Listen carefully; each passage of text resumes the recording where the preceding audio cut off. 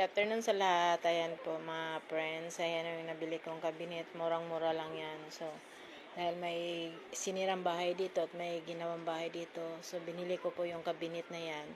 Ako kasi mahilig ako bumili ng mga lumang gamit o mga ano siya, yung mga mura lang.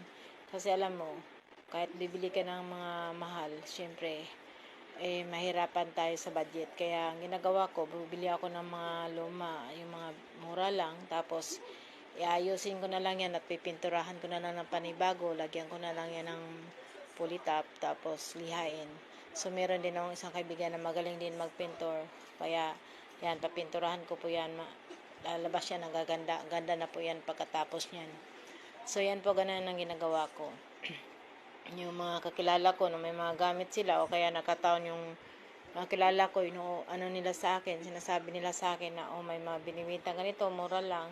So kung alam ko naman na pwede sa bahay namin, kaya yun, bibilhin ko. Kaya yan, laking pasalamat ako na nabili ko tong cabinet na to at ang saya-saya ako kasi magkakaroon na kami ng cabinet na matino sa bahay at hindi na kailangang gumawa. Isalpak mo na lang o ilagay mo kung saan lugar. At least meron ka ng mga paglagyan. Ayan, tinanggal ko yung mga pinto habang tulog yung alaga ko kasi para hindi masyadong mabigat. Ayan.